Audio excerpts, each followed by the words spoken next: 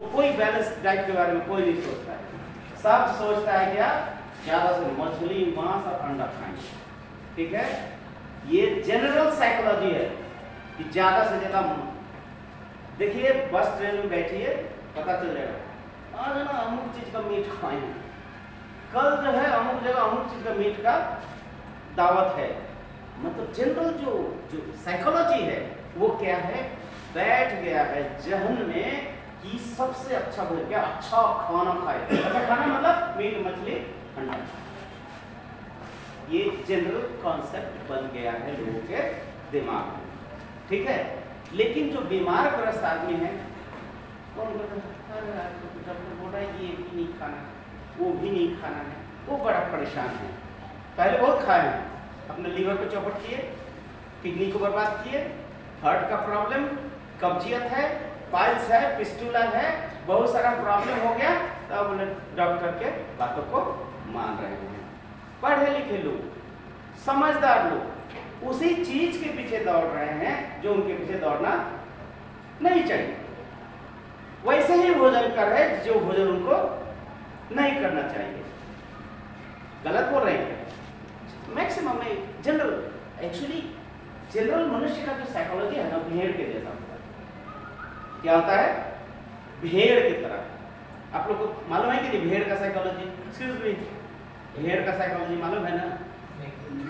अरे एक बार क्या हुआ, हमारे सर जी मैथमेटिक्स पढ़ा रहे थे। अब पूछे बताओ तो बच्चे, 100 भेड़ थे, एक भेड़ कुआं में गिरा तो कितना भेड़ बचा? तो सब बोला सर 99, सब 99। प्रश्न पूछ क्यों रहे हैं, सब जान रहे एक घटेगा तो मैं बोला सर सब गिरेगा। तो कैसे? क्योंकि भेड़ का साइकोलॉजी एक गिरा तो सब वो जिधर जाएगा उधर ही जाएगा, बिना सोचे समझे। तो आज के लोगों की जो मानसिकता है वैसे भेड़ जैसा ही है। कोई आके बोल दिया कि अमुक नेता को तुम्हें देना, तो जज भी नहीं कर रहे हैं कि सचमुच में वो नेता सही है या नहीं। भेड़ के साइकोलॉजी के चलना। तो मनुष्य जो है वो भेड़ तो नहीं। मनुष्य भेड़ है क्या? कहाँ खो गई? मनुष्य भेड़ है क्या? भेड़ नहीं है, मनुष्य मनुष्य है। और मनुष्य इसीलिए मनुष्य है क्योंकि उसके अंदर मन है, और मन है साथ साथ उनके साथ और एक बहुत बड़ा फैकल्टी है जिसको कहते हैं विवेक। क्या बोलते हैं? विवेक। विवेकहीन जो मनुष्य है, क्या उसको मनुष्य कह सकते हैं? विवेकहीन मनुष्य को वो जानवर से भी बदतर हो जाता है। जानवर 4 चीजों के लिए उसी के लिए जीता है, आहार, निद्रा, भय, मैथुन। क्या है? आहार, निद्रा और भय। जानवर मतलब ही है कि उसमें वो 4 चीज डोमिनेंट है। ठीक है, तो प्रश्न आती है आहार, निद्रा, भय, मैथुन च समानमेतद् पशुभिः नराणाम्। समानमेतद् पशुभिः नराणाम्। आहार, निद्रा, भय, मैथुन समानम एतद् पशुभिः नराणाम्। ये 4 चीजें पशु और मनुष्य में एक समान होता है। धर्म हितेषणा अधिको विशेषो धर्मेण हीना पशुभिः समानम्। मन सॉरी, धर्मे हितेषणा अधिको विशेषो धर्मेण हीना पशुभिः समानम्। अब देखिए क्या हो गया, आहार, निद्रा, भय, मैथुन पशु और मनुष्य में है, लेकिन धर्म के ऐषणा वो सिर्फ मनुष्य में है, जो पशु में नहीं है। कि वही विशेषता मनुष्य की है। धर्म ऐषणा। ऐषणा का मतलब क्या होता है? ऐषणा का मतलब क्या होता है? ऐषणा हिंदी शब्द है, भूख, चाह, इच्छा। ऐषणा का मतलब ये होता है भूख या चाह या डिजायर। मोबाइल को प्लीज आप लोग साइलेंस मोड में रखेंगे क्योंकि बहुत ही सूक्ष्म क्लास है, इस इसको अगर माइंड को डिस्ट्रैक्ट कर देंगे तो मैं बोल ही नहीं पाऊंगा। मैं आप लोग जैसा पढ़ा लिखा ज्ञानी बुद्धि नहीं हूँ। मेरा जो आता है ऊपर वाले देते हैं उसी को मैं बोलता हूँ। ऊपर से कनेक्शन डिस्कनेक्ट हो गया, मैं बोल ही नहीं पाऊंगा। ठीक है, तो आहार निद्रा भय और मैथुन ये पशु और मनुष्य में एक समान है। मनुष्य में धर्म हितेशना क्या है? धर्म हितेशना। तो प्रश्न यह है, धर्म क्या है? धर्म क्या चीज है? क्या आप लोग के मन में कभी एक प्रश्न नहीं आया कि धर्म क्या है? क्या आपके मन में कभी नहीं जगी प्रश्न कि धर्म क्या चीज है? जानिए, आपके मन में कभी नहीं जगी? आपके मन में एक प्रश्न कभी नहीं आया कि धर्म क्या चीज है? जिस धर्म को लेके हर आए दिन कितने लोग मर रहे हैं, कट रहे हैं, तो इस धर्म के बारे में क्या आपके मन में इच्छा नहीं है? वो धर्म है क्या चीज? जगना चाहिए कि नहीं जग रहा? इसका मतलब क्या है? आपका दिमाग उस पशु से भी नीचे है, जो जिस पशु के अंदर विवेक ही नहीं। आप मनुष्य के शरीर धारण करके चल रहे हैं, तो आपको तो ये जानना चाहिए ना कि धर्म क्या चीज है। और आज जो लड़ाइयां हो रही है, जिस लड़ाई में प्रत्यक्ष रूप में अप्रत्यक्ष रूप में हम सभी इन्वॉल्व है कि नहीं? आज अगर मैंने गृह युद्ध छिड़ जाए तो लड़ना पड़ेगा ना आपको। आप रक्षा भी तो करना पड़ेगा, तो लड़ना तो है आपको। रिलीजियस वार अगर शुरू हो जाए तो आपको अपना बचाना पड़ेगा। अब कभी कभी क्या होता है, आत्मरक्षा के लिए दूसरों को भी मारना पड़ता है। तो ये जो हम लड़ाई करने जा रहे हैं, किसके लिए लड़ रहे हैं भाई?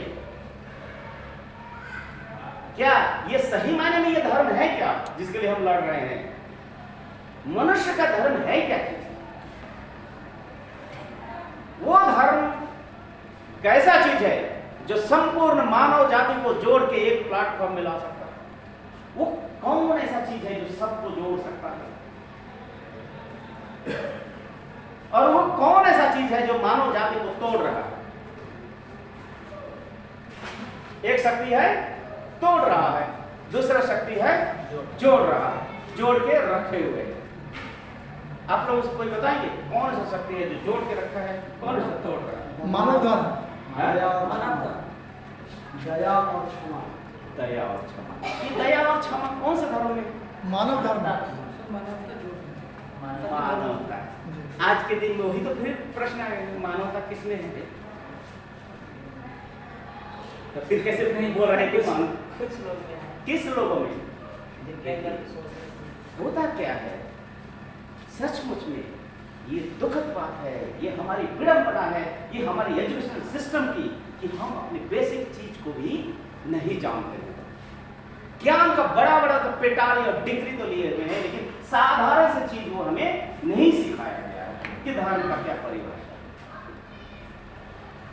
धर्म का परिभाषा क्या है? और जिस सनातन धर्म, जिस भागवत धर्म के लिए बोले हमारा महान धर्म, हम महान है, क्या चीज है बताइए? तो कौन है महान चीज आप में है जिसे इतना गर्व कर रहे हैं? कौन ऐसे महान चीज आप पालन करते हैं जिसका गर्व करेंगे? भारत का प्राचीन सनातन धर्म हमारा महान धर्म, इससे ऊंचा कोई नहीं धर्म। भारत क्या विश्व गुरु बनेगा? क्या चीज, क्या चीज लेके कह रहे हैं कि विश्व गुरु बनेगा? कौन सा? इसीलिए आप लोग सभी टीचर हैं। टीचर नहीं भी है तो माँ तो है या पिता तो है, माँ पिता भी तो टीचर ही होते हैं। इसलिए आज सबसे पहले आप अपने धर्म को पहचानें, क्या आपका धर्म है क्या? सभी मनुष्य का धर्म क्या चीज है वो अगर जान जाएंगे तो फिर देखेंगे आपके मन में कभी कंफ्यूजन क्रिएट नहीं होगा। ठीक है, ओके। अब आइए, ये जो धर्म शब्द है, धर्म शब्द है, शॉर्टकट में कंसंट्रेट कीजिएगा, समझिएगा, नहीं तो फिसल जाएगा। धर्म संस्कृत शब्द, जो शब्द दो शब्दों से बना, धी जोड़ मन। क्या है? धी जोड़ मन। ध्री का मतलब होता है धारण करना। मन जो धारण किया हुआ है वही धर्म है। ध्रियते इत्यर्थे धर्म, धारण किया हुआ। तो क्या धारण किया? परिभाषा तो हो गया, क्या धारण किया हुआ है? बहुत सारा चीज धारण किया हुआ है। आहार, निद्रा, मोह, माया, काम, क्रोध, लोभ, मोह, माया, मत्सर, आशा, चिंता, चेष्टा, ममता, दंभ, लोभ है। ये कितने ओम हूं फट स्वाहा सट पशट हम 20 अवज्ञा प्रश्रय, ये सारे चीज मन धारण किया। 1000 वृत्तियां हैं मन के अंदर। ये सब हमारा धर्म है। लोभ हमारा धर्म है, काम हमारा धर्म है, मत्सर हमारा धर्म है। नहीं, मन क्या धारण किया वो हमें जानना है। मन जो विशेष चीज है, ये बोला जाता है सुखम वांछति सर्वजीव। सभी जीव, जितने मन जीव है, यहाँ मनुष्य बोला गया है, सब लोग सुख चाहते हैं। क्या चाहते हैं? सुख चाहते हैं। सब, आप भी, आप भी, आप भी, मैं, सब क्या चाहते हैं? सुख चाहते हैं। अर्थात सुखानुरुक्ति परमः दैवीय वृत्ति। सुख के प्रति आकर्षण या अनुरुक्ति हर इंसान के जैवीय वृत्ति है। सुखानुरुक्ति परमः जैवीय वृत्ति, सुख अनुरुक्ति। ठीक है? चोरी करे वो भी सुख चाहता है, जो डकैत है वो भी सुख चाहता है, जो प्रिंसिपल है वो भी सुख चाहता है, जो रिक्शा पुलर वो भी सुख ही चाहता है, जो गोबर ढोता वो भी, टॉयलेट क्लीनर वो भी सुख ही चाहता है। सब लोग सुख चाहता है। अब ये जो सुख, कितना सुख चाहिए भाई? कितना सुख चाहिए? ना अल्पे सुखम अस्ति। अल्प चीजों से संतुष्ट इंसान नहीं है। तो अल्प चीज क्या चाहिए? बहुत चाहिए। बहुत मतलब कितना चाहिए? अनंत चाहिए। तो बोला जाता है अनंत सुख को चाहिए। और बहुत मजेदार चीज है, जरा समझिए। सुख और आनंद में थोड़ा सा अंतर है। जैसे भूख लगी है, खाना खाए, जब तक जीभ पे भोजन है तब तक सुख है। अंदर गया, खत्म। फिर क्या? एक रसगुल्ला लिए, आहा बड़ा मीठा, लटक गया, दूसरा लिए, अंदर गया, लटक गया, यहाँ तक भर गया। जीभ बोल रहा है और दे, और दे, और दे। 250 ग्राम भात खाए, इतना भात दे, और टेंशन, और तनिदन, यहाँ तक भर लिए भोजन। अब पानी पीने का जगह भी नहीं है। ठीक है? मैंने और चाहिए। एक छोटा सा कहानी है, आप लोग को पता है, हंसने की कहानी है। वो ये है कि एक पंडित जी अपने घर में खाना मतलब कम खाते थे, लेकिन जब भोज में जाते थे बड़ी मस्ती से आराम से खा लेते थे। डजन 2 डजन वो जो पूरी अपने गट जाते थे। अब हुआ क्या, ये कहानी है, शिक्षा वाला कहानी है। तो वो गए, एक किसी के घर में भोज था, भोज के तब क्या रहा है, उसका जो बेटा है वो एक पूरी खा रहा था, पानी पी रहा है, 2 फिर खा रहा है, फिर पानी पी रहा है। गुस्सा में लगा एक तमाचा,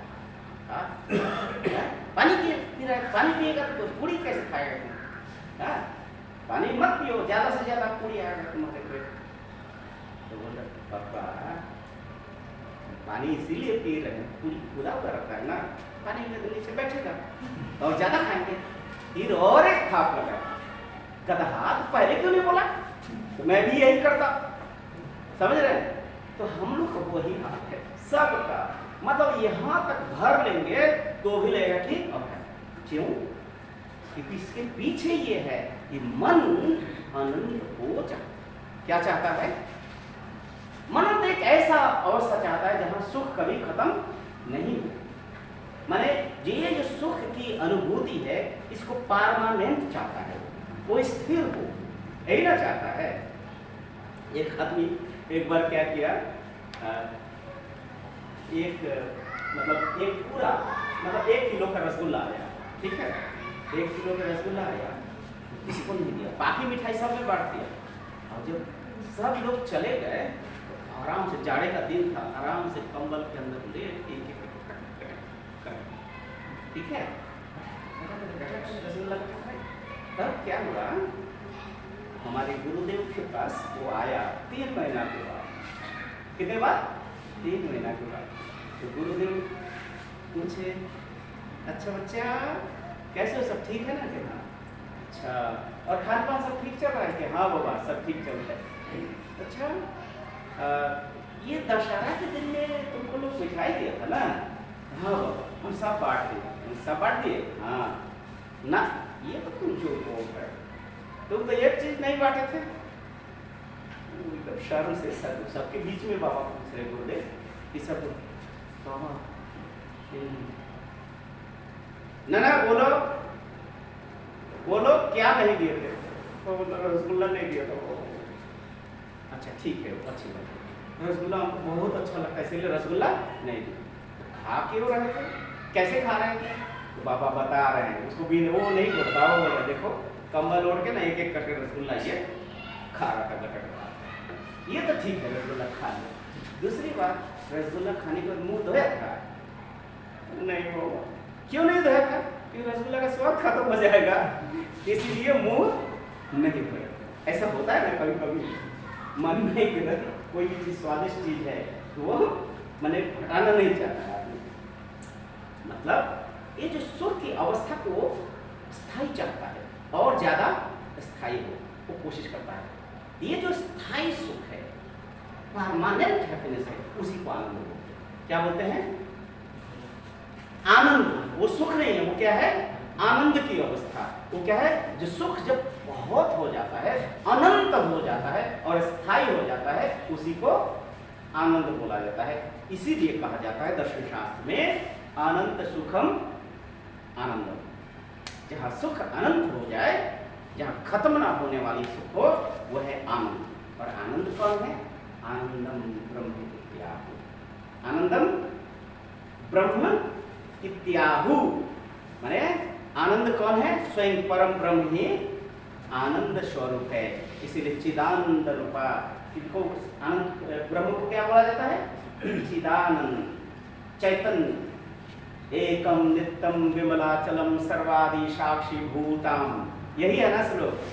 नित्यानंदम परम सुखदम केवलम ज्ञान मूर्ति, केवलम आनंद मूर्ति, केवलम चैतन्य मूर्ति। दर्शन में ऐसे भाषाओं का प्रयोग किया जाता है। अर्थात एक अनादि अनंत ब्रह्म है जो सभी सुख और आनंद का स्रोत है। वो चैतन्य स्वरूप है, चेतना स्वरूप है। और मन किसको चाह रहा है? आनंद को, आनंद ब्रह्म को चाह रहा है। इसीलिए बोला जाता है बृहदेशना प्रणिधान चह धर्म। बृहद की येषणा, जो मन धारण किया हुआ है वही है धर्म। तो मन क्या धारण किया है? क्या था? कहाँ भाग गए? बोलो क्या बोला? बृहद येषणा। क्या? बृहद येषणा, बृहद की येषणा, बृहद को पाने की चाह जो धारण किया हुआ है वही है बृहद येषणा। तो बृहद कौन है? परमपिता परम ब्रह्म है। अर्थात मन, मनुष्य का मन प्रत्यक्ष रूप से या अप्रत्यक्ष रूप से उस अनादि अनंत ब्रह्म को ही पाना चाहता है। ये जो येषणा, ये जो येषणा, यही मनुष्य का धर्म है। क्लियर हुआ कि ऐसे ही बोल दिए? सत्य कर्म को भी तो धर्म कहा सकते हैं। वेट, प्रश्न नहीं, मैं जितना पूछ रहा हूं आपको समझ में आया? मैं जो पूछा वो आपको समझ में आया? जब धर्म की आप परिभाषा, आपका प्रश्न का उत्तर मैं दूंगा, क्योंकि आप मेरा बात नहीं सुन रहे हैं। आप अपना चीज को बैठाए हुए दिमाग में। इस धर्म अब तो आग्रह से खत्म नहीं हो रहा है ना। मैं जो पूछा बृहदेशना प्रणिधांश, वो क्या है? धर्म। मन क्या चाह रहा है वो भी मैं बता रहा हूं, साइकोलॉजी की बातें कर रहा हूं कि मन चाह क्या रहा है। मन क्या चाह रहा है? अनंत को चाह रहा है। तो अनंत कौन है? परम ब्रह्म है। माने ब्रह्म प्राप्ति ही जीवों की एकमात्र धर्म है। क्या प्राप्ति? ब्रह्म, ब्रह्म मतलब ईश्वर। उस ईश्वर को पाना ही जीवों का एकमात्र धर्म है। ठीक है, अब आया ईश्वर को पाने की जो इच्छा सब में है, आप में, हम में, हर इंसान में है। तो कॉमन धर्म क्या हो गया कि सब ईश्वर को पाना चाहते हैं। यहां पर कोई मजहब है, कोई रिलीजियन है, या हिंदू मुस्लिम सिख ईसाई कुछ है यहां पर? नहीं, हम सभी मनुष्य हैं। ठीक है, अब ये तो धर्म हो गया। अब ये जो अनादि अनंत ईश्वर है, उनको पाने का मेथोडोलॉजी क्या है? मेथोडोलॉजी क्या है? तो मेथोडोलॉजी भागवत गीता में आप तो पढ़े होंगे। भागवत गीता में अर्जुन को श्री कृष्ण जी क्या पूछ रहे हैं, मतलब अर्जुन क्या पूछ रहे हैं श्री कृष्ण से, कैसे ईश्वर की प्राप्ति हो? वो बोल रहे हैं योग के माध्यम से। कैसे माध्यम से?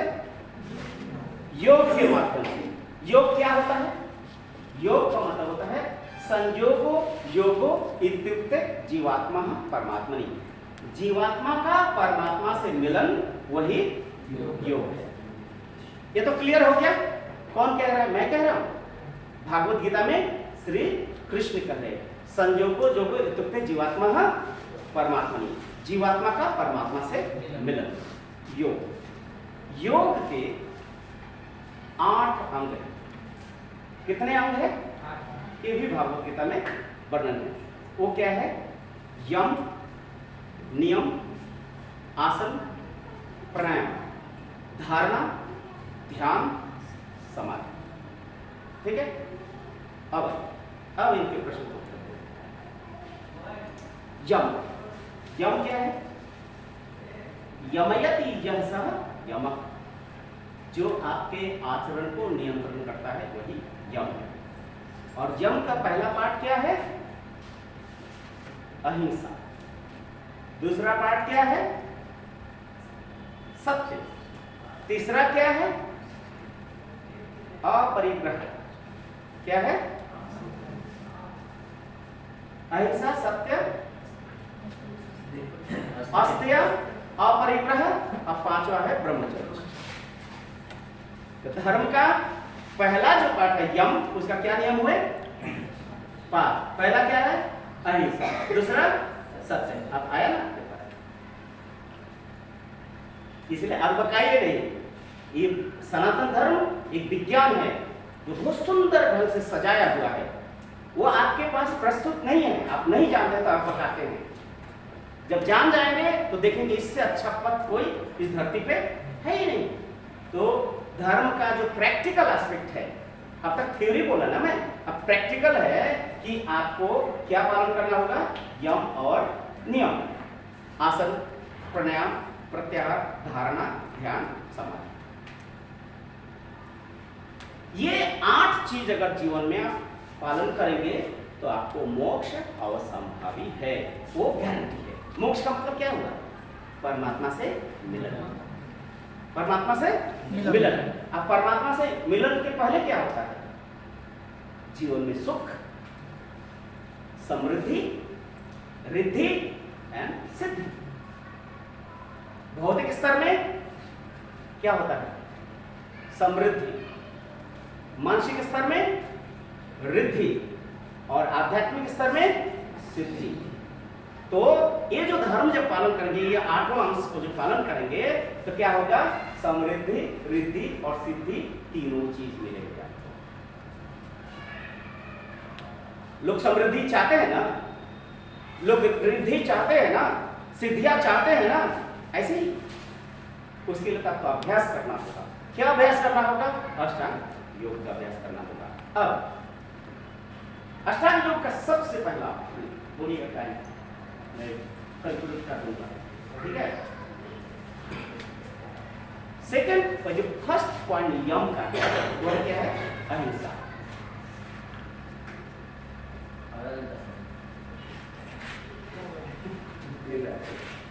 ये बताएं आप लोगों में से कोई थोड़ा सा बता दें हमको, अहिंसा क्या है?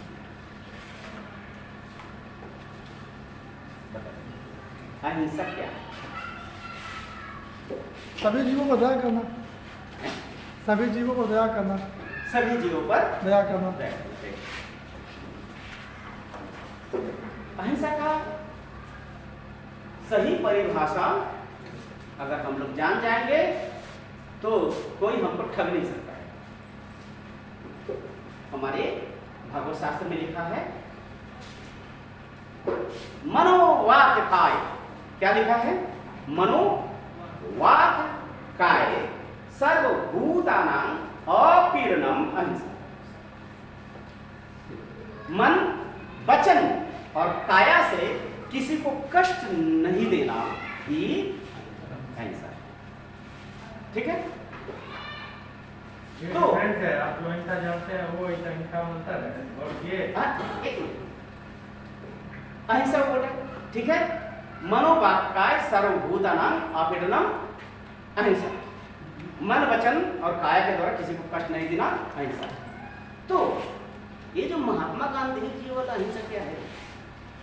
एक थप्पड़ दे तो दूसरा गल ले, ये दोनों में कंफ्यूजन हो रहा है कि नहीं? देखिए, महात्मा गांधी का जो अहिंसा है उसका अंग्रेजी ट्रांसलेशन क्या है? Non violence. नॉन का मतलब वायलेंस का मतलब वायलेंस का मतलब हिंसा का मतलब क्या है? एक्चुअली वायलेंस का मतलब जो अगर ट्रांसलेट करेंगे चंड शक्ति, क्या है? शक्ति। Non violence means non application of force, non violence शक्ति का प्रयोग नहीं करना। तो शक्ति का प्रयोग अगर नहीं करेंगे तो आप इस धरती पे जीवित रह सकते हैं, एक पल के लिए भी रह सकते हैं। शक्ति का प्रयोग करना है अपने अस्तित्व के रक्षा के लिए, लेकिन अपने अस्तित्व की रक्षा के लिए दूसरों को मारना जरूरी नहीं है। तो यही इसी चीज को तो समझना है कि मन वचन से हम किसी को कष्ट नहीं देंगे। और आज अभी कोई दो गुंडा या इस बच्चे को उठा के ले, क्या करेंगे? वो आने के पहले सबसे पहले मैं भी जाऊंगा, झपटूंगा उसको मारने। क्यों? क्योंकि अहिंसा का मतलब वो नहीं है, कायरता नहीं है। अहिंसा का मतलब है, याद रखिए पूरा श्लोक, शायद आप लोगों को नहीं पता है। अहिंसा परमो धर्म, धर्म हिंसा तथैव च। यह है पूरा श्लोक। आधा श्लोक अब तक सुने हैं हम लोग, सुने कि नहीं? अहिंसा परमो धर्म, अहिंसा परमो धर्म, लेकिन पूरा दूसरे वाला नहीं सुने। अहिंसा परमो धर्म, धर्म हिंसा तथैव च। अर्थात हिंसा का मतलब शक्ति का प्रयोग, अर्थात धर्म की रक्षा के लिए शक्ति का प्रयोग जायज है। अपने अस्तित्व की रक्षा के लिए शक्ति का प्रयोग हम करेंगे। इसीलिए हमारे शास्त्रों में बोला गया है, जो आताताई है, नीति श्लोक है ना, आताताई कौन है भाई? आताताई वो है जो किसी घर में आग लगाता है। आताताई वो है जो किसी के परस्त्री को अपहरण करता है। आताताई वो है जो किसी देश पर आक्रमण करता है। ठीक है? ये सब आताताई है, जात शत्रु है, इसको मारना हिंसा नहीं। परिभाषा समझ में आ रही है? तो अहिंसा का मतलब नॉन वायलेंस नहीं है, नॉन एप्लीकेशन ऑफ फोर्स नहीं है, शक्ति का प्रयोग करना है, but better use of power. कलम भी एक शक्ति है, तलवार भी एक शक्ति है, राइफल भी शक्ति है, एटम बम भी एक शक्ति है। शक्ति का प्रयोग तो करना है। न्यूक्लियर पावर का भी प्रयोग करना है। किसके लिए? समाज के उत्थान के लिए। न्यूक्लियर पावर का यूज करेंगे बिजली के लिए। न्यूक्लियर पावर का यूज प्रॉपर यूज होना चाहिए। तो ये जो नॉन वायलेंस नाम का शब्द देके हम सबको कायर बनाया है, डरपोक बनाया है। नॉन वायलेंस नहीं, हमें अहिंसा नीति का पालन करना है। मेरे मन में व्रत है कि जानबूझ के मैं किसी को भी शरीर मन से कष्ट नहीं दूंगा। लेकिन अचानक घर में शेर घुस गया, आमा काट गया, तो क्या करूंगा? मैं तो अहिंसा का पुजारी, छोड़ दे, छोड़ेगा अंग्रेज छोड़ेगा? अगर नेताजी सुभाष चंद्र बोस राष्ट्रहित फौज नहीं बनाते और देश पे आक्रमण नहीं करते, अगर सिपाही विद्रोह नहीं होता, अंग्रेज आज भी नहीं जाता। इसलिए शक्ति का सही प्रयोग करना है, इसलिए हमारा शास्त्र का सही व्याख्या सुनना है, सही अर्थ समझ के जीवन में पालन करना है। तो अहिंसा का शब्द समझ में आ गया। हिंसा का मतलब है शक्ति का प्रयोग, ठीक है, और अहिंसा का मतलब शक्ति का सही प्रयोग। जैसे शक्ति, अहिंसा का मतलब है जानबूझ के हम कष्ट नहीं देंगे, यही ना हुआ। और हिंसा का मतलब है जैसे दूसरों को बर्बाद करने के लिए दिन रात सोच रहे हैं उसको कैसे हम नीचे दिखाएं, कैसे गिराएं, ये क्या है? ये हिंसा है। ये क्या है? हिंसा। बंगाल में भी बंगाल में शब्द होता है, तुम बहुत हमसे हिंसा करता है। हिंसा करता है मतलब है तुम हमारे क्षति करने का प्लानिंग कर रहा है, हमसे जलते हो, समझ रहे हैं ना? तो ये जो हिंसा करना, हिंसा अहिंसा का मेरे ख्याल से इससे ज्यादा परिभाषा देने की जरूरत नहीं है। और दूसरा है सत्य। सत्य क्या है? हम लोग के दिमाग में ये बैठा हुआ है कि घटना जैसे घट रही है वैसे ही घटना को वर्णन कर देना ही सत्य, यही ना है? यही है ना हमारा, हम लोग का हम सब जितने भारतवासी हैं दिमाग में यही बैठाया है, जानबूझ के बैठाया है कि हम लोग आगे बढ़ नहीं पाए सत्य का। और हमारे शास्त्रों में क्या व्याख्या देते हैं? परहितार्थं वाङ्मनसो यथार्थत्वं सत्यम्। देखिए, ये कभी सुने ही नहीं है, ना कभी सुनाया है, ना कभी आपको यम यम पढ़ाया गया है, ना कभी सुनाया है। सिर्फ वैसे चीज को पढ़ाया गया जिससे हम बेवकूफ बन सके। सत्य मतलब जैसा घटना घटी है ऐसे ही बोल दो, नहीं तो पाप लग जाएगा। लेकिन सत्य का अर्थ क्या है? परहितार्थं वाङ्मनसो यथार्थत्वं सत्यम्। परहित, देश हित, जन कल्याण के लिए वाङ्मनसो यथार्थम, आपके शब्दों में और आपके मन में जो शुभ भावनाएं हैं वही सत्य है। शायद स्पष्ट हो गया आपका। एग्जाम्पल दूंगा, एक आदमी भागे भागे आ रहा है और आप कह रहा है मुझे बचा ले, भैया मुझे बचा ले। आपको बोल रहा है भैया मुझे बचा ले। फिर आप देख रहे हैं पीछे से और एक आदमी तलवार लेकर आ रहा है, उसको मार, तो आप क्या कीजिएगा?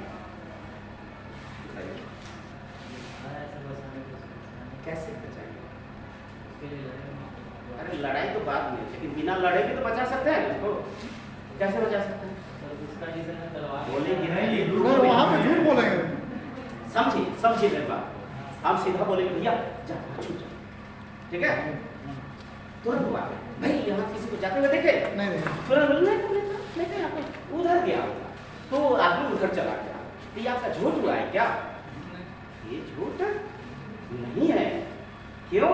आपके मन में परहित की भावना थी। परहितार्थं वाङ्मनसो यथार्थत्वं। आने वाला यदि दुष्ट व्यक्ति हो तो क्या करेगा? ये तो लगता है कि बात से जो भी आ रहा है आपका क्वेश्चन का आंसर सामने आ रहा है। पहले इतना तो समझ जाए कि परहितार्थं वाङ्मनसो यथार्थत्वं सत्यम्। अब वो आदमी उधर चला गया, ठीक है? इसके बताइए, अब इसको देखिए कि आदमी का प्रवृत्ति क्या है। अगर दुष्ट है, चोर है, तब पुलिस को दीजिए या पंचायत बैठाइए, सजा कम से कम आदमी का जान तो बचा। नहीं तो अस्तित्व बिना, तो आपके विवेक पर अगर मान लीजिए निर्दोष है तो ये भी तो प्रश्न आएगा कि अगर निर्दोष है तो जीवन भर उस ग्लानि से, आत्मग्लानि से आप मरते रहते हैं। क्यों? विचार हमसे बचने के लिए कितना एक्सपर्टिव है, आपसे ज्यादा है कम है? आपसे नहीं ना, आप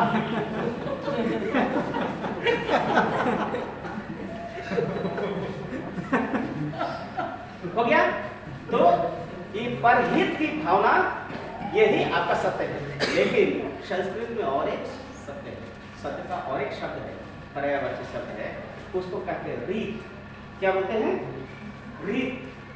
रीत।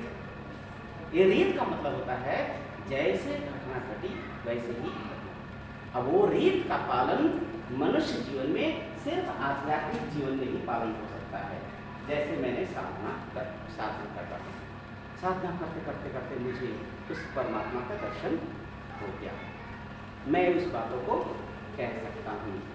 ये क्या हो गया? रीत।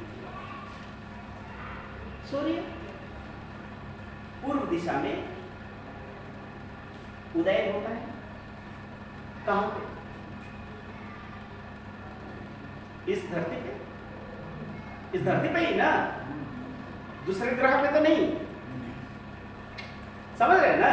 मतलब जगह अनुसार वो बदल जा रहा है ना, वो कि सूर्य पूर्व दिशा में ही हो रहा है, लेकिन वो उनका ध्रुव सत्य है, ध्रुव सत्य नहीं। तो जो ये सब बदलते रहता है, लेकिन रीत जो है कभी बदलता ही नहीं है। जो परमात्मा का जो वाणी है, श्री कृष्ण भगवद गीता में जो बोले हैं, वो कभी परिवर्तन, वो सबके लिए एक समान अप्लाई हो रहा है, वह कोई कंफ्यूजन होता ही नहीं है। इसीलिए रीत का पालन सिर्फ आध्यात्मिक जीवन में होता है और सत्य का पालन समाज में होता है, क्योंकि वहां पर सबका स्वार्थ निहित रहता है। इसीलिए दूसरों के कल्याण के लिए जो हम पालन करते हैं, भावनाएं मनोभाव रखते हैं, वही सत्य है, उसी को पालन करना है। क्लियर हुआ कि अभी भी कंफ्यूजन? तो सत्य, अहिंसा ही हमारा अस्त्र है, सत्य भी हमारा अस्त्र है। उसके बाद बहुत सारा नियम है, उसको आगे हम नहीं जा रहे। इतना हमको इसलिए बोलना पड़ा है कि वो अड़े हुए, मेरे बात उनके दिमाग में घुस ही नहीं रहा था। उसमें से तो क्या बोल रहे हैं, हम बोल रहे हैं सत्य। तो आप सोच रहे हैं कि धर्म का जो प्राथमिक बिंदु वो क्या है? यम और नियम है। उसके बाद क्या आता है? आसन आता है। आसन के माध्यम क्यों आसन करेंगे? आसन ये करेंगे तो शरीर को ठीक रखने के लिए। शरीर में दो तरह की बीमारी आती है, अभी आप लोग का क्लास यहाँ से शुरू हो रहा है। शरीर में दो तरह की बीमारी है, एक होता है मेडिकल साइंस के अनुसार जो लैंड रूट से बीमारी आती है, और दूसरा बीमारी ओशन रूट से आती है। Land route and ocean route. Land route से वायरस, बैक्टीरिया, एक्सीडेंटल, ये सारे बीमारी क्या है? लैंड रूट, जमीनी मार्ग से आ रहा है। और ओशन रूट, ओशन रूट का मतलब होता है हमारे शरीर में बहुत सारे ग्रंथियां हैं। क्या है? ग्रंथियां हैं। आपको पता है ना, ग्लैंड्स जिसको बोलते हैं। अब ग्लैंड से हार्मोन सिक्रेशन होता है, वो भी तो मालूम है। और हार्मोन के एबनॉर्मल सिक्रेशन से, हार्मोन का अस्वाभाविक सिक्रेशन से शरीर में व्याधियां होती है। जैसे थायराइड, थायराइड का प्रॉब्लम होता है कि नहीं? क्या चीज हार्मोन जनित है कि नहीं? टेस्टिस जनित प्रॉब्लम होता है, ओवरीज जनित प्रॉब्लम होता है, एड्रेनालिन जनित होता है, पैंक्रियास, इंसुलिन, ये सब क्या है? सब है ग्रंथियों से जुड़ा हुआ बीमारी है। ठीक है। अब जो देखिए बैक्टीरिया, वायरस, इसका बीमारी कल तो दवाई बन गया है, वो हम दवाई ले लेते हैं। लेकिन आज तक मेडिकल साइंस हार्मोन से जुड़ा हुआ बीमारियों का दवाई नहीं बना पाया, क्योंकि इसका बहुत बड़ा विज्ञान है, जो विज्ञान मेडिकल साइंस को भी नहीं पता। उस विज्ञान को, मेडिकल साइंस को भी पता नहीं कि हार्मोन, जैसे मान लीजिए हमारे यहाँ दीदियाँ हैं, भाई लोग भी हैं, आप लोग कभी छोटे बच्चे को देखे हैं? जब कुछ बच्चा है तो दिन रात, जो गांव में सब दिखाई दे, दिन रात क्या करें? गौरैया का घोंसला खोलेगा, तो अंडा मिला तो अंडा फोड़ देगा, अगर उसको बच्चा मिला तो बच्चे को मोड़ देगा। काम में वही है। जानते हैं वो क्या है? उसका कहाँ प्रॉब्लम है? बोलिए लोग, ये साला पागल, क्या बोले? ये साला पागल, यही बोले। उस लड़के का कोई प्रॉब्लम नहीं, गलती नहीं है, उसको ग्रंथि में प्रॉब्लम है।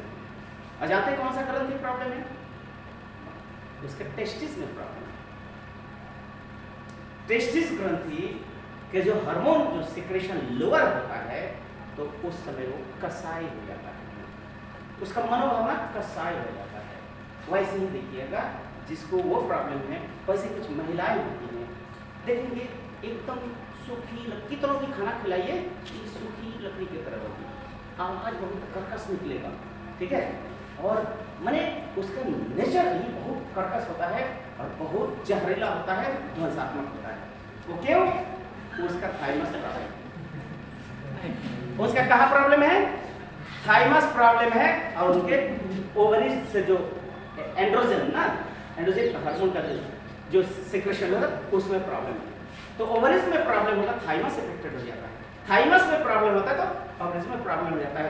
उस तरह के नेचर वाले ऐसे होते हैं। अब बताइए उसको दवाई क्या देगा? मेडिकल साइंस दे सकता है? There is no remedies.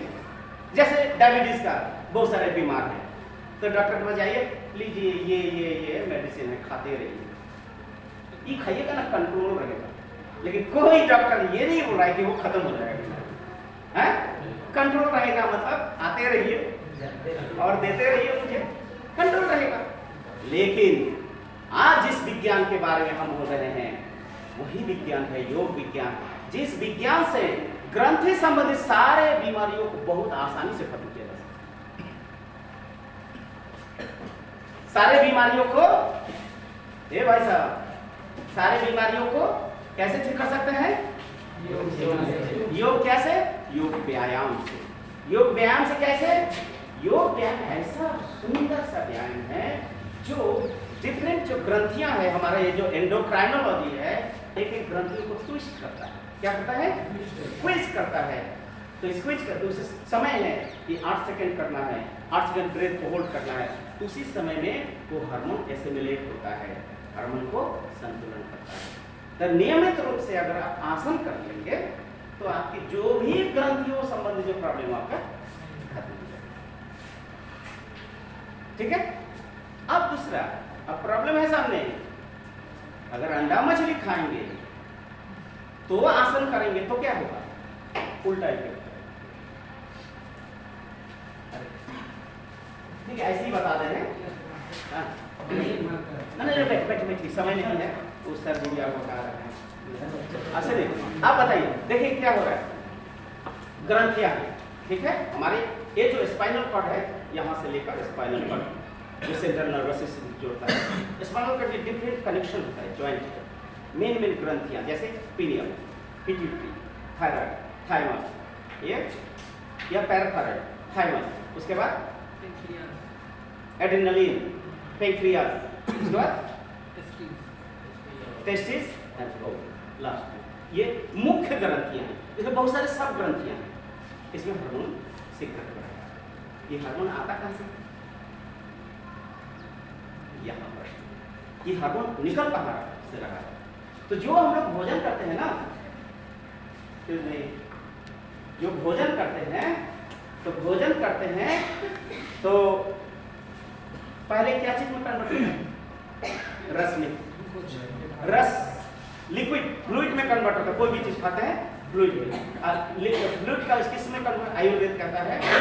रस के बाद रक्त, रक्त के बाद मांस, मांस के बाद अस्थि, अस्थि मज्जा, मेरु रज्जु, उसके बाद लास्ट में सप्त धातु जो है, 7 लास्ट में सप्त धातु बता, सबसे कीमती, सबसे बेस्ट कीमती, जिसको हम जीवनी शक्ति बोलते हैं, जीवनी लसिका बोलते हैं, इंग्लिश में उसको बोलते हैं LYMPH, लिम्फ।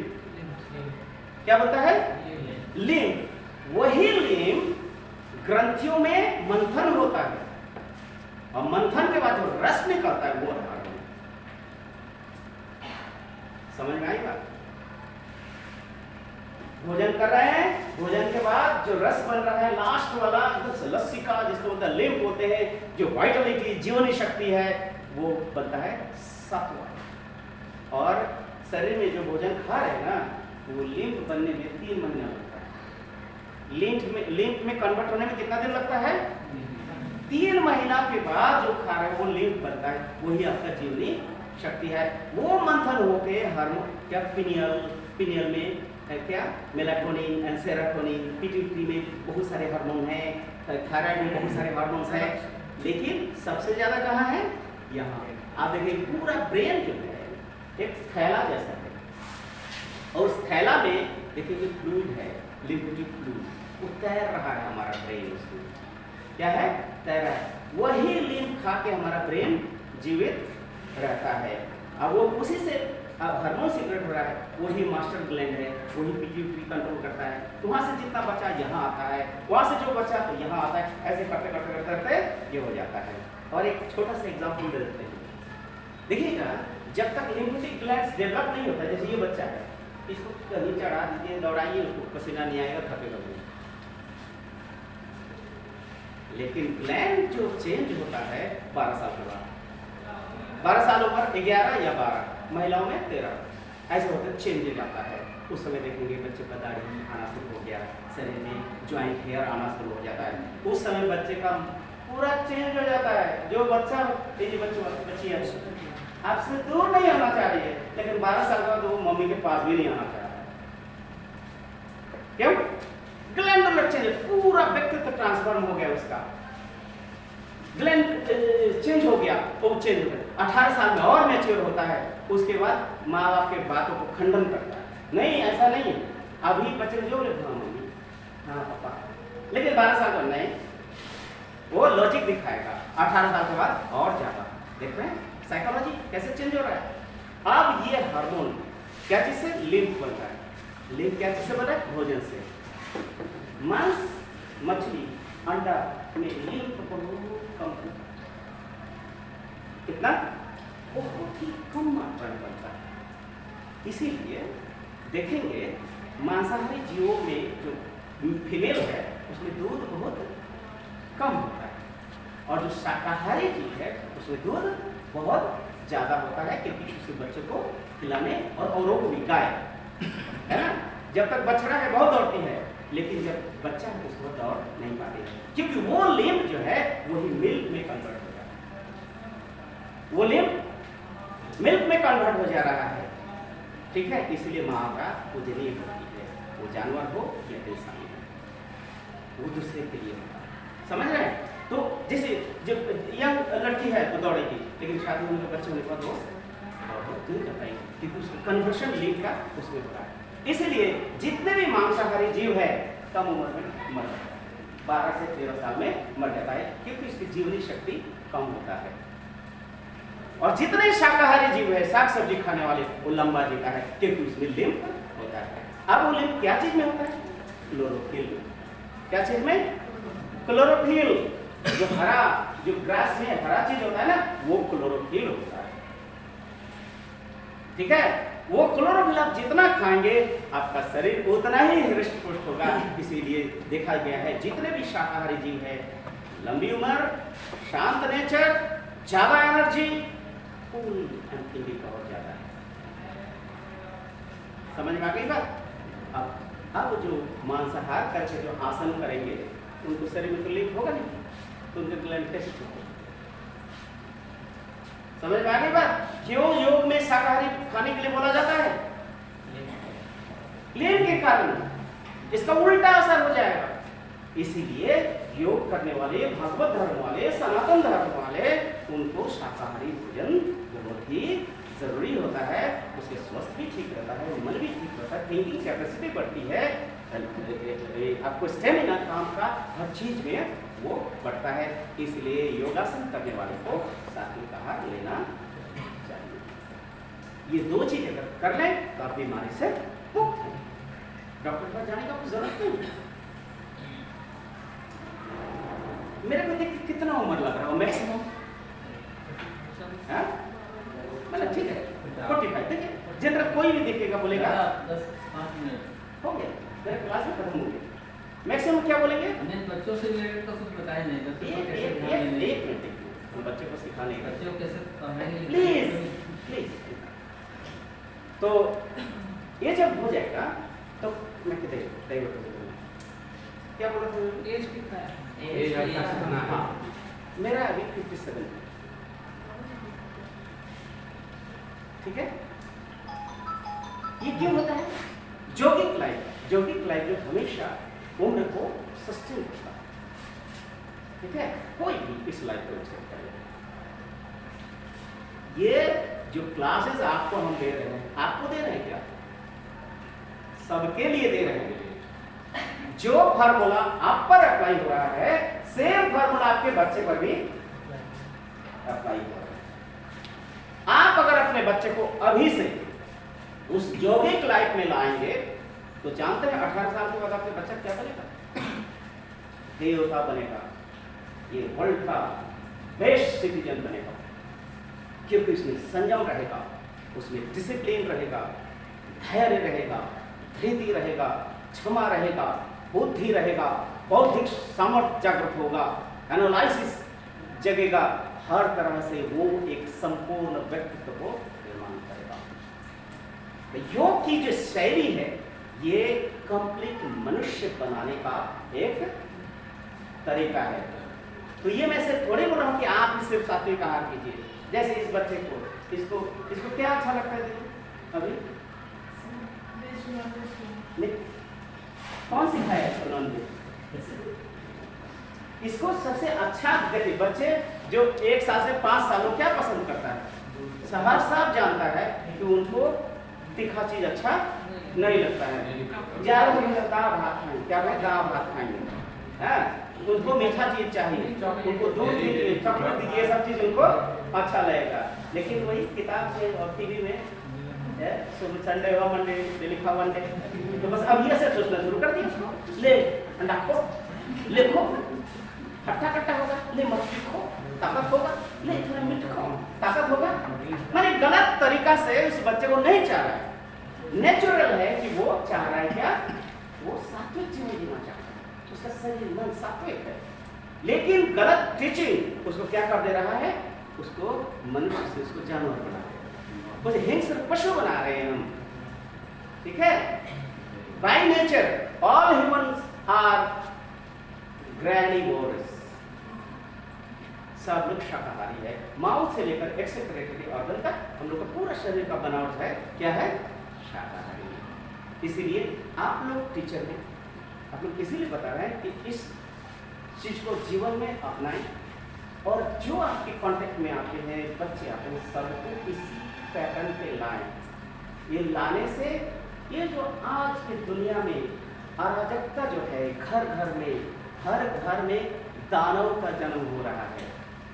कवि गुरु रविंद्रनाथ टैगोर कहते थे, उनका एक कविता है उसमें कहा गया है, नागिनीरा चारिदिके ফেলিতেছে বিষাক্ত নিঃশ্বাস, শান্তির ললিত বাণী করিবে ব্যর্থ পরিহাস, তাই ডাকা যাওয়ার বেলা ডাক দিয়ে যায় যারা প্রস্তুত হয়েছে ঘরে ঘরে। The serpents are spreading venoms throughout the world. In this critical juncture, should I go to preach the gospel of peace? No, no. It is the clarion call to those who are preparing themselves in each and every hour. अरे आज negative शक्तियां चारों तरफ जहर फैला रही हैं। ऐसी अवस्था में हम उन सभी मनुष्य को हम क्लेरियन कॉल घोषणा कर रहे हैं कि आप सब लोग तैयार हो जाओ उस अशुभ शक्ति को शांत करने के लिए, कैसे शरीर से, मन से और आत्मिक शक्ति से। तभी आप सत्य सनातन के पुजारी हैं, तभी आप एक सच्चे भागवत धर्म के पुजारी हैं, तभी आप श्री कृष्ण के पुजारी हैं, तभी आप शिव के पुजारी हैं, तभी एक सही भारतवासी हैं जो भारतवर्ष के धरोहर और सभ्यता और संस्कृति को बचाना चाह रहे हैं। और आप अगर स्वयं में परिवर्तन नहीं ला पाए तो दुनिया और गर्त में जाएगी, नरक बन जाएगा।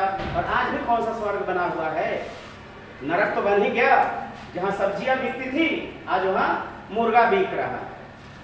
सब पहले मुर्गा मछली का दुकान पीछे होता था, अभी मुर्गा और अंडा सबसे पहले आता है।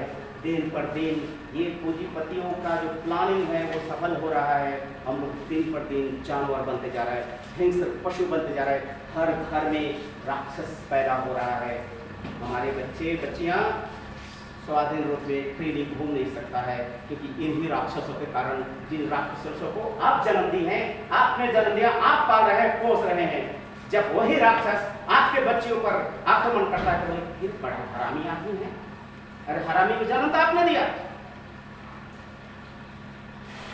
उस हरामी को पाला पोसा, गलत शिक्षा दिया, मॉडल बनाए, नग्न चित्र दिखाए, आपके बच्चे जब नग्न ड्रेस पहन के घूमते हैं तो बड़ा मॉडर्न है हमारी लड़की। ये सब गलत चीज आप कर रहे हैं। दोषी किसको दे रहे हैं? और फिर जब हताशा हो जाते हैं तब बोल रहे हैं हे भगवान कब वही पर रक्षा करा है भगवान। अरे ईश्वर ने तुम्हें 2 हाथ दिया है, ईश्वर ने तुम्हारे पैर दिए हैं, तुम्हारे अंदर बुद्धि दिया है, उस बुद्धि का सदव्यवहार करो। क्या नहीं है आप में? परमात्मा ने God has infused infinite potential in you, आप में अथाह शक्ति दिया है, लेकिन उसको पालन करोगे तब तो। कौन पालन करवाएगा? आप कोई भेड़ और बकरियां हैं जो छड़ी लेके कोई आएगा और सिखाएगा बार बार? आप शिक्षित जैसे मॉडर्न युग के शिक्षित लोग हैं, और इसके बाद भी अगर संबित आपका विवेक जागृत नहीं होता है, कौन आगे जागृत करेगा आपको? तो मेरा कहना है कि आप लोग सभी शिक्षक हैं, विद्यापीठ का अंश है, और विद्यापीठ का यही उद्देश्य है कि हर आदमी को सही शिक्षा दे, ट्रू गाइडलाइन मिले, और मनुष्य सचमुच में इंसान के तरह बने, इंसान के सुख चैन से इस धरती पे रहे। उसके लिए मेहनत हम सबको करना होगा। एकजुट होकर मेहनत करके सभी हम लोग आध्यात्मिक ज्योति जलाए साधना के माध्यम से देखेंगे कुछ ही दिनों में ये अशुभ शक्तियाँ खत्म हो जाएंगी और शुभ शक्तियों का बोलबाला होगा। इसलिए सबको प्रैक्टिस करना होगा। सब लोग आइए, साधना सीखिए, साधना कीजिए, कहीं जाने की जरूरत नहीं है, घर में बैठ के साधना सीखिए। दीदियाँ हैं, सन्यासिनी दीदियाँ आएंगी, आप लोग सिखा देंगी।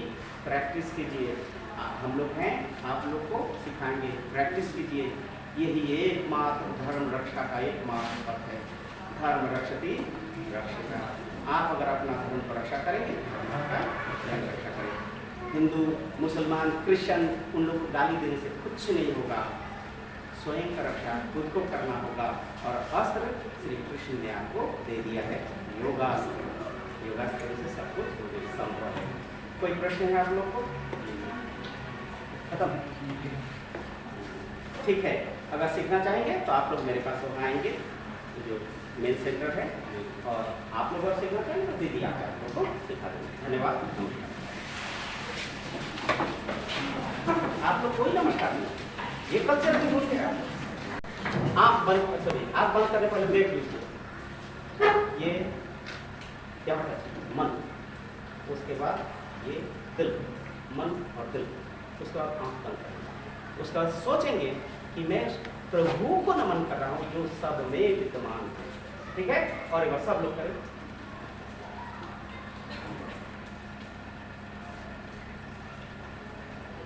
अच्छा लगा ये नमस्कार?